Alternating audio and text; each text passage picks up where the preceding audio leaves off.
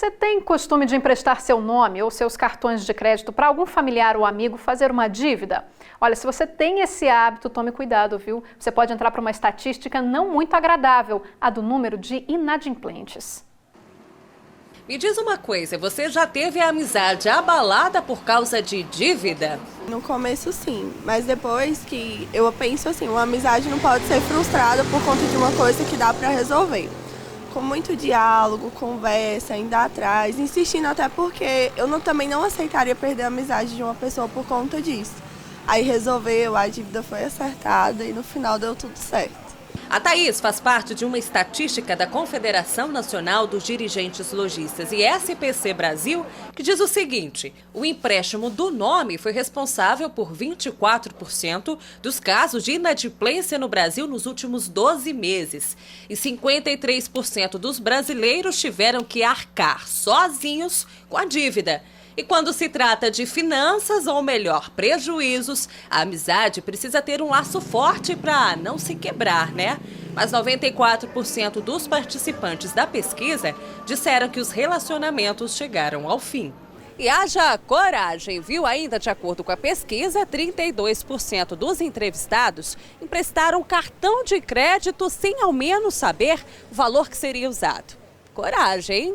O seu Gilmar caiu nessa. Uma amiga comprou um celular com o cartão dele, mas nenhum dos dois pagou a dívida. O resultado, a fatura virou uma bola de neve. Eu emprestei para comprar um aparelho, um celular, e a pessoa não pagou e eu também não paguei. E meu nome caiu na boca do jacaré. Agora, se você tem dificuldade em dizer não, é preciso ficar atento às duas dicas desse especialista. Primeiro, saber para que ela está emprestando. Se a pessoa é de confiança, se a pessoa tem costume de pagar e está no momento que não consegue pagar, ou se ela é uma devedora contínua, né, frequente, e se o que ela está comprando é realmente necessário. Né? Porque às vezes a pessoa está com o nome sujo porque não consegue pagar, não tem organização financeira e quer comprar um celular, uma televisão só pela moda e usa o nome de outra pessoa para fazer isso. Possivelmente essa pessoa não vai pagar por esse bem. Mesmo tendo confiança, é um pouco difícil a gente emprestar o nome da gente, porque às vezes a pessoa nem seja por maldade que ela faça isso, às vezes passa por dificuldade, fica desempregada, então eu acredito que o melhor a ser feito é não emprestar mesmo o nome mesmo. Tem que avaliar direitinho para não ficar com o nome sujo, né? E o Ministério Público Federal entrou na Justiça para tentar garantir tratamento adequado para quem tem autismo. Segundo o MPF, hoje a maioria dos planos de saúde limita e às vezes até nega atendimentos. O Felipe está com 5 aninhos. Aos 2, ele foi diagnosticado com autismo. A mãe só descobriu o transtorno de comportamento no filho depois de passar por alguns profissionais fora do plano de saúde. Para isso, teve que pagar do próprio bolso muitas consultas e terapias particulares. Ela é advogada e depois de um tempo conseguiu um acordo com o plano de saúde. Ainda assim, vira e mexe tem as sessões de terapia do filho negadas. Eles sempre bloqueiam, sempre tem que entrar em contato, mediar e aí eles voltam a pagar o tratamento. É sempre um transtorno.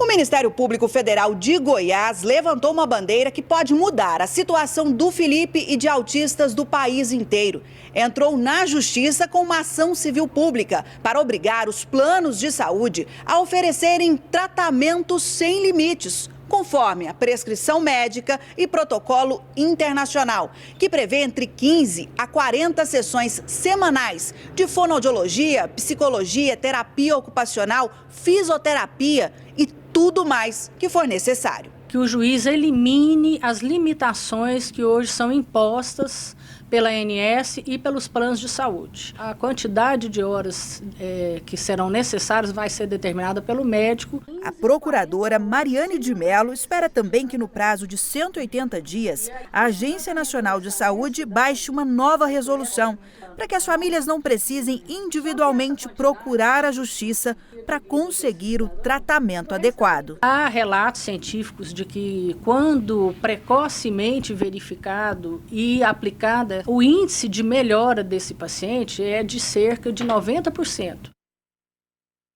A Agência Nacional de Saúde ainda não comentou o caso, nós não conseguimos contato com a Associação Brasileira de Planos de Saúde. E você vai conhecer agora a história de uma mulher que precisa muito da nossa solidariedade. A Valdelícia está desempregada e não consegue mais pagar o aluguel. Ela é mãe de 7 filhos e precisa da sua ajuda para começar a construir uma casa para abrigar as crianças. Mãe de 7 filhos e um sonho: ter a casa própria. Há 6 meses, a Valdelícia paga aluguel, mas a dona do imóvel já pediu para que ela e a família desocupem a casa até o próximo mês. Agora, ela precisa correr contra o tempo para construir um barraco. O terreno ela já tem, fica no residencial Copaíbas, em Lusiânia. Foi com muita luta mesmo. Eu tenho fé em Deus que esse lote é meu. Como é que você fez para conseguir? Você foi até a prefeitura, que você falou? Eu fui até a prefeitura, estava com muita dúvida, né? E eu cheguei lá, nervosa, e o rapaz puxou assim o mapa e confirmou que é uma área verde, não tinha perigo. A única renda que ela tem é o Bolsa Família, cerca de R$270. Mãe solteira, ela sustenta sozinha os filhos. Sem poder trabalhar, ela pede ajuda para comprar o material de construção. Que puder me ajudar num saco de cimento, numa telha, numa brita, acredito que seja bem-vindo. O terreno ainda está vazio, mas o coração da Valdelícia está cheio de esperança. O que ela quer é construir uma casa simples, um lugar para ela e os filhos viverem sem preocupação. É o sonho de todas as famílias, né? Ter um lar para pôr teus filhos, pais, né? Dignidade, trabalho. E sair do aluguel. E sair do aluguel. Que é o seu maior sonho mesmo. É ter a minha casa. Se você puder ajudar a Valdelícia, pode entrar em contato com a nossa redação pelo 3622-1600 ou pelo nosso WhatsApp 984424000. A sua ajuda, é claro, será de muita importância aí para essa família.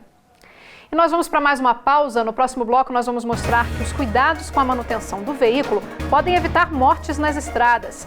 E você vai conhecer também um lugar paradisíaco que fica bem pertinho, o Parque Municipal do Itiquira, em Formosa. Quer participar das nossas edições? Então presta atenção nessas dicas.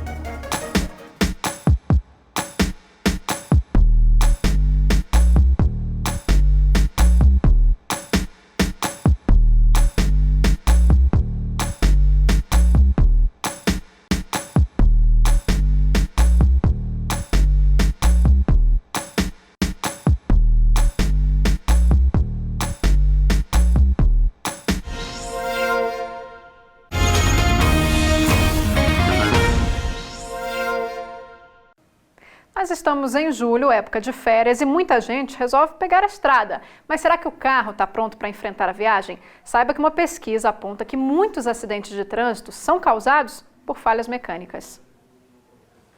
Tá certo que as férias combinam com descanso, lugares paradisíacos, viagens que a gente jamais vai esquecer. Mas para que essas lembranças não sejam ruins, a manutenção do carro é indispensável. A Andréia que o diga. Porque eu já tive o desgosto de sair e o carro simplesmente ficar às escuras, né? Perder toda a parte elétrica dele no meio da estrada. A correia dentada, uma das responsáveis pelo funcionamento do motor, parece boa, só parece. E a embreagem, hein? Um item essencial para a movimentação do carro que, neste caso, também já está desgastada. E ainda tem a pastilha de freio e as lâmpadas dos faróis e lanternas. Muita coisa para observar. Por isso, o ideal é, antes de viajar, fazer uma visitinha ao mecânico de confiança. Uma revisão bem feita, ela vai de suspensão, freio, o sistema de arrefecimento. Isso precisa ser feito, mas com antecedência. Geralmente a gente pede uma semana antes da viagem para ser feita essa revisão. Agora, Cleiton, por exemplo, a correia dentada que precisa ser observada. Se eu tiver algum problema com ela durante a viagem, pode ser um problema que inclusive vai parar a minha viagem, vai impossibilitar que eu continue viajando. A correia dentada é um item principal do carro, porque se ela arrebentar, onde arrebentar acabou. Não tem como mais sair dali, só mesmo no guincho, e pode causar um dano maior. Você tem que fazer um serviço de cabeçote, ou talvez ter que empregar bem mais dinheiro do que uma simples troca de correia. Nesse caso aqui, o que vocês estavam fazendo aqui? Esse carro aqui sofreu um dano no cabeçote e vai ter que ser feito as válvulas dele, né? Que elas empenam com a falta da correia dentada, né? E terá que ser feito um serviço de cabeçote. Ficou bem mais caro do que fazer a troca da correia dentada. Cuidados que podem evitar tragédias. Segundo o Atlas da Acidentalidade no Transporte Brasileiro, em 2017 foram registrados quase 130 mil acidentes nas rodovias federais. E desse total, mais de 5.400 ocorrências tiveram origem nas falhas mecânicas. Ou seja, na hora de pegar a estrada, todo cuidado é pouco. Quando o camarada ele vai fazer uma viagem de férias, a tendência é fazer um deslocamento mais longo e a velocidade um pouco mais alta, até porque as rodovias permitem isso. E aí a exigência do carro vai ser outra situação, vai ser outra dinâmica. Vai exigir mais dos pneus, da suspensão, do sistema de lubrificação do veículo, é outra sistemática. Ainda segundo o Atlas da Acidentalidade, foram quase 430 acidentes pelas rodovias que cortam o estado de Goiás, que podem ter sido provocados pela falta de manutenção dos veículos. Esse número coloca o defeito mecânico como a segunda maior causa de acidentes automobilísticos por aqui. E pensar que bastaria um simples cuidado com a conservação do carro para evitar essa estatística. Quando se aproxima feriadão ou época de férias escolares ou final de ano, a gente faz fiscalizações direcionadas justamente até para dar esse tipo de dica. Porque o carro está mais cheio, geralmente a pessoa viaja com a família toda. E aí igual eu falei no início, vai ter uma exigência maior do veículo. Então ele vai ter que fazer uma manutenção básica, troca de óleo, verificar a suspensão, verificar o sistema de frenagem, questão de pneu, sistema de iluminação e por aí vai. E para quem está com o carro em ordem, por que não dar uma passadinha em Formosa e conhecer o Parque Municipal do Itiquira? Ele fica a mais ou menos 2 horas daqui de Lusiânia e as paisagens encantam os visitantes.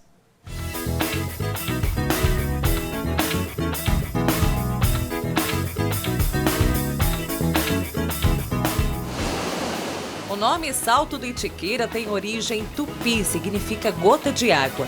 Mas a cerca de 100 metros de distância já dá para sentir a esplêndida força da natureza. Gostei. Primeira vez, né? Então tudo é novidade, né? O Parque Municipal do Itiquira fica em Formosa e recebe visitantes de toda a região. A Vanessa veio de Brasília, aproveitou as férias para trazer as sobrinhas para curtir esse cenário e, claro, registrar o momento. É maravilhoso, eu acho muito lindo, tão pertinho de Brasília, parece que é um paraíso, tão perto da cidade grande que a gente vive, né? É muito bonito. O Salto do Itiquira é considerada a segunda maior cachoeira de queda livre da América Latina, com 168 metros de altura, dando a esse magnífico lugar toda a paz e tranquilidade, ideal para quem quer se livrar do estresse do dia a dia. Aqui o parque tem uma estrutura para trazer as crianças, elas tomam banho aqui nas piscinas aqui no rio, é muito bom, muito lindo mesmo.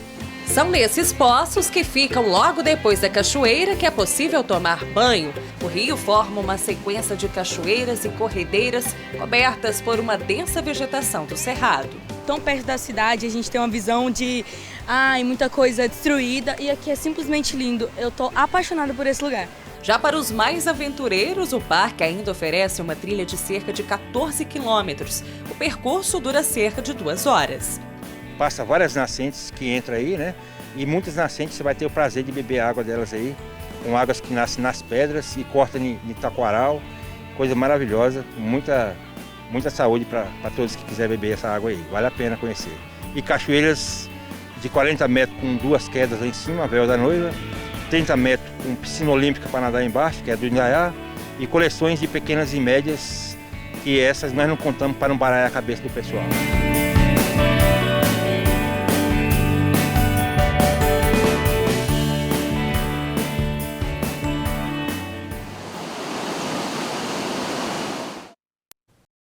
Vale mesmo a pena, né?